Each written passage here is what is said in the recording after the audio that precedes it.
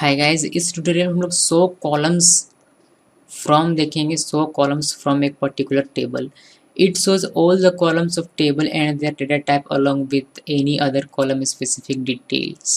It is just like DESC table name. DESC हम लोगों ने दो पढ़ा होगा, एक DESC जिसमें हम लोग ऑर्डर डिसेंडिंग करते हैं और एक DESC जो डिस्क्राइब करता है टेबल के डेटा टाइप्स और उसके कॉलम्स को।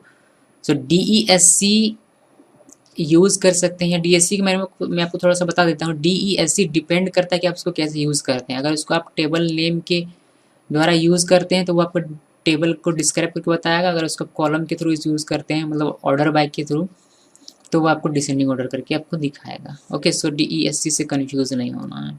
ओके, नाउ आते हैं मेन टॉपिक पे, जो कि है 100 कॉलम्स। सो 100 कॉलम्स बिल्कुल DESC की तरह होता है, जो कि डिस्क्राइब करता है आपके टेबल के कॉलम्स को, उसके डाटा टाइप्स को, उसके साइज को और उसके अदर स्पेसिफिक डिटेल्स को। इसके सिंटैक्स है 100 कॉलम्स, एस लिखना है, ध्यान रखिएगा, फ्रॉम टेबल नेम, जैसे कि 100 कॉलम्स फ्रॉम इंप। इसका एग्जांपल देखते हैं।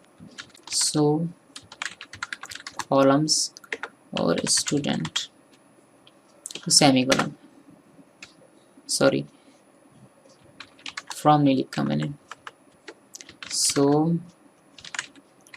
Columns from student. ठीक है, इस जब ये करना कमांड आप रन करते हैं तो आपको यहाँ दिखाई देता है उसके सारे कॉलम्स, जो कि फील्ड के नाम से भी जाने जाते हैं, उसके डाटा टाइप्स विथ साइज और नल। ये स्पेसिफिक डिटेल है कि ये कौन सा नल है या नहीं है। ये कीज़ हैं कि है इसमें कौन सा की रखा गया है, कंस्टेंट है या नहीं है, और एक्स्ट्रा जो भी इंक्रीमेंट आपने दिया है तो वह भी आपको दिखाई देता है।